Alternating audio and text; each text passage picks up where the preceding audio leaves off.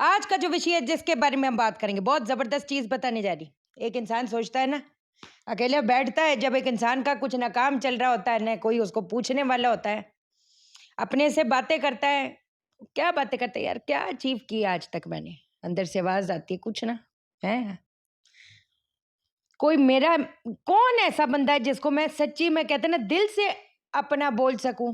फिर जवाब आता है कोई ना। आप सोचो, कहते हैं ना बोलना बड़ा आसान है। कुछ लोगों के, कुछ बंदों के एक पक्ष जिंदगी में ठीक होता है, दूसरा खराब होता है, वो कहते हैं चल भाई कोई बात नहीं।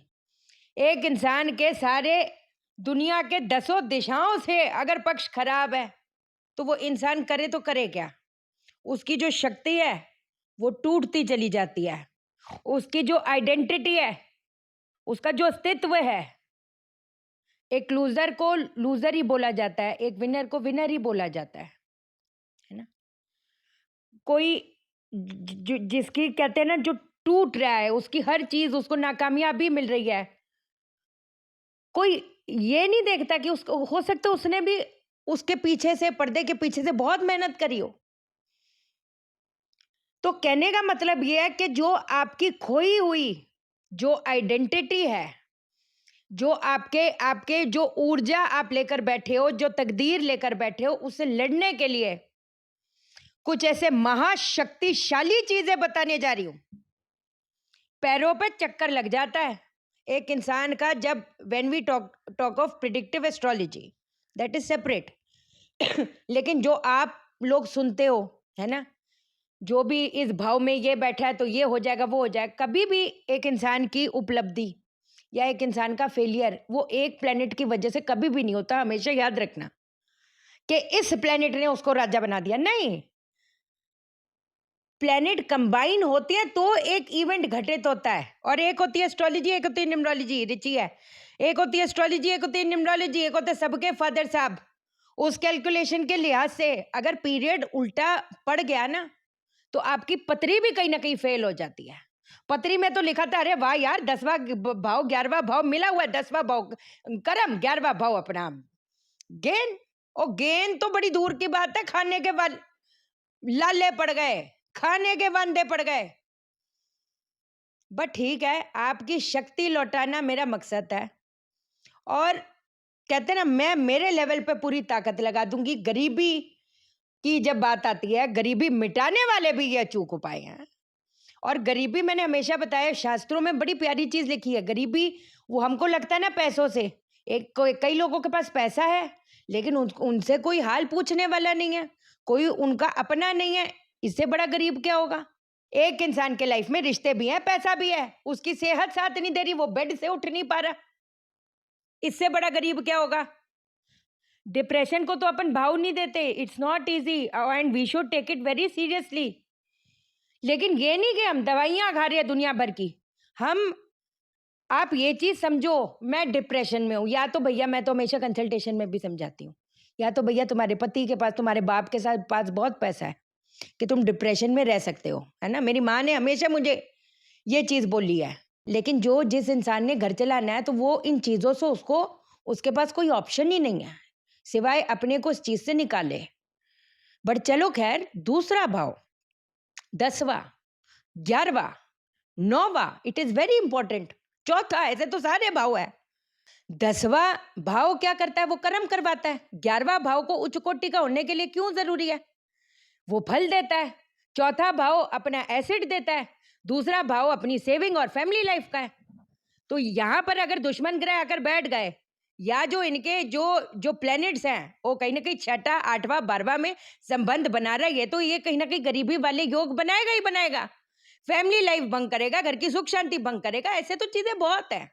बट चलो, आज जो हम आपको बताएंगे, आप कौवे का पंख का इंतजाम करो। कौवे का पंख, मैं कह रही, कौवे का पंख इंतजाम करो तो बात बनेगी, बहुत जबरदस्त वैसे बात बनेगी, सच्ची कह रही हूं।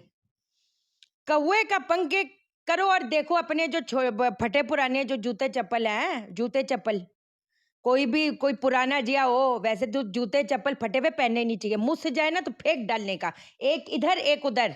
लोग बोलते हैं दान, दान में कभी जूते वूते नहीं देने चाहिए। मैं तो कपड़ों का भी, जो चौथे भाव का सातवें भाव का मंगल है, कभी अपने कपड़े दान में नहीं देने चाहिए। सच्ची कह रही हूँ, अच्छा लगे बुरा लगे मुझे कोई फर्क नहीं पड़ता। अपने वो कहते हैं ना, जो पहना हुआ कपड़ा है आपको खरीदना है, आप नया खरीद के दे दो, इसमें क्या बड़ी बात है। आजकल तो रीजनेबल रेट पे आ ही जाती है, इसमें कोई लंबी चौड़ी बात नहीं। बट चलो खैर, अब जो चीज मैं चाहती हूँ आपने करना है, कौवे का पंख इस्तेमाल इंतजाम करो। कौवे का पंख ना मिले तो एक काले रंग की पट्टी हो, काले रंग की जो ऐसी पट्टी सी होती है, कपड़े की पट्टी, वो कर लो। अब उस कौवे के पंख पे या काली पट्टी पे क्या लिखोगे? ओम नमो मृत्युजयी काल विनाशाय स्वाहा। ओम नमो मृत्युजयी, मृत्युजयी। मृत्यु तुल्य कष्ट आ जाता है ना, कई बार सांस पे जान पे आ जाती है चीजें, जान पे आ जाता है संकट, ये संकट टूटेगा, शक्ति लौटेगी। वो लिखा आपने, लिख दिया, लिख दिया, साइड पे मैं लिख दूंगी, ठीक है। अब हमने क्या करना है, अब आपका कोई भी पुराना जूता हो उसका काट लो, क्योंकि ये तो कंटिन्यूटी में करने, तो एक छोटे छोटे टुकड़े काट लो। अगर बाई चांस नहीं कोई ऐसा है तो जो भी आपकी चप्पल की या जूते की मिट्टी होगी उसको थोड़ी जी निकाल लेंगे, हर जूते चप्पल में होती है, नहीं होती तो जाके सैर कराई मिट्टी मुट्टी पे, वो होती है। जिसने करना होता है तो वो कैसे भी उसके एक्सरे निकाल के मिट्टी निकालेगा, जिसने अपनी जिंदगी में कुछ करना है, सीधी बात है। अब आप क्या करोगे, अब आपने गाय का उपला देसी कपूर घी डालकर अग्नि जलानी है। ये जो कौवे का पंख है या काली पट्टी, एक तो ये। दूसरी चीज, अगर पीपल के पेड़ की जो सूखी हुई लकड़ी गिर जाती है, जो मरी हुई लकड़ी जिसको बोलते हैं, वो अगर दिख जाए, अगर नहीं तो कोई बात नहीं, क्षमा माफी मांगकर एक टहनी तोड़ लें, वो भी उसके अंदर डालना, पहले इंतजाम कर लेना। और अपने पाँव की जूते की मिट्टी या जूते का टुकड़ा वो डाल देना, ठीक। अब उसको जलने के लिए रख दो, अब इसको जलने के लिए रख दो। अब के क्या बोलोगे, कैसे ये टूटा वैसे मेरी टूटी हुई शक्ति जागे, जो छूट गया वो लौटे, जो बिखरा वो जुड़ जाए, ये बोलना है। ये जो चीज है ये भी मैं लिख दूंगी, ये एक तरह का मंत्र ही समझो। इसको जलने, ये जब तक जल रहा होगा ये सारी चीजें वहीं पर बैठना और ये बोलना है। रात के समय करो, 3 दिन करो कंटिन्यूटी में, फिर थोड़ा गैप ले लो, फिर 7 दिन, ऐसे करके कर लो। अगर 43 डेज तक लगातार कर सकते हो, इसमें लंबी चौड़ी बात है क्या, पहले तो ये बताओ। मैंने तो कौवे का पंख रोज रोज कहां से लाया, उसका भी विकल्प आपको दे दिया मैंने, ऐसी भी कोई बात नहीं। मंत्र में इतनी शक्ति है कि क्या बताएं।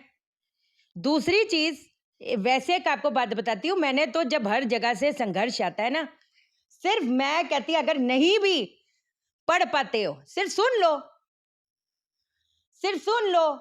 गणेश अथर्वशीष, गणेश अथर्वशीष सुनना शुरू कर दो। गणेश मोबाइल पे लगा लो, वो कहते हैं ना मोबाइल पे लगाए सुनते सुनते बिगड़े काम बन जाएंगे, ये फैक्ट है।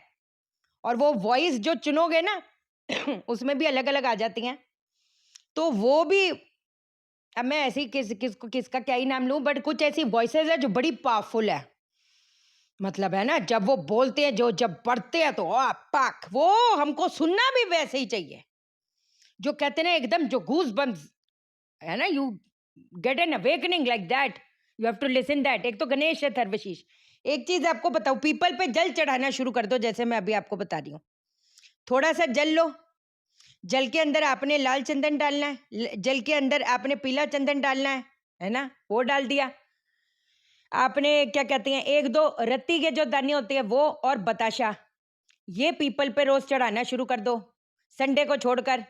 नीलांजन समाभासम रविपुत्रम यमाग्रजम छाया मार्तंड संभुतम तम नमामि शनिश्चरम। हवन ऐसा करना चाहिए, जब ऐसा करना चाहिए कोई मेरे को सुन लेना हवन करते वक्त सोचेगा रॉक कॉन्सर्ट चल रहा है, रॉक कर देगा। तो क्या खुशी खुशी करना चाहिए पावर के साथ। नीलांजन समाभास, no no no no power, ठीक है ना। ऐसा कोई ऐसी कोई हालात नहीं है जो जुड़ नहीं सकते। एक और चीज बताती हूँ, अपने पेट पे एक पीला कलर का धागा बांध दो, पेट पे पीले रंग का धागा बांध लो। इस थर्सडे को बांधना, अगले हफ्ते पीपल का पत्ता तोड़ लें, क्षमा माफी मांगकर पीपल का पत्ता तोड़ लें, इस पेड़ से जो धागा बांधा था उसको हल्दी से, सफेद सूती धागा ले लो, हल्दी से रंग दो। अब उसको आपने उस पीपल के पत्ते पे ऐसे करके वो करना है, बांध देना है और उसको चलते पानी में छोड़ देना है। अगर चलता पानी नहीं है तो क्या करेंगे, वहीं पर ही इर्द गिर्द, पीपल के पेड़ के इर्द गिर्द गड्ढे में गाड़ दो, या फिर मंदिर में चुप करके रखो, वो भी चलेगा। क्योंकि हमने जो अभी क्रिया करी है उसका हमने दूसरे भाव का उपचार किया है। क्योंकि जो मंदिर होता है वो एक तरह का कुंडली का दूसरा भाव होता है। जो जब जब मैं जल प्रभा करती हूँ वो होता है चौथा भाव। तो हम किसका इलाज कर रहे हैं, हम चौथे भाव का इलाज कर रहे हैं और हम दूसरे भाव का इलाज कर रहे हैं।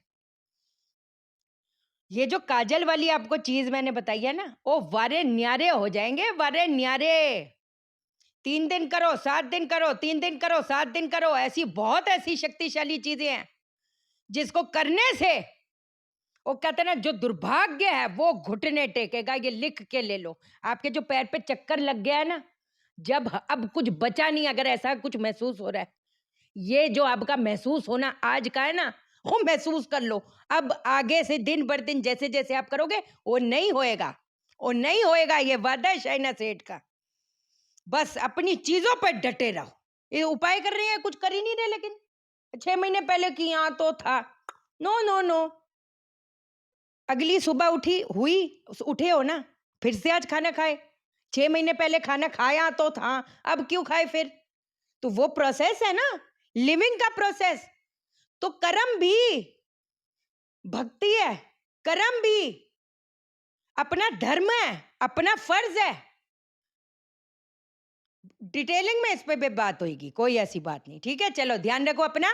चैनल को सब्सक्राइब करो, मेरा दिल अपने दिल से जोड़ लो, वीडियो को लाइक करो, शेयर करो, इसलिए करो सबकी जिंदगी ठा हो जाए। ओके देन, बाय बाय, नमस्कार।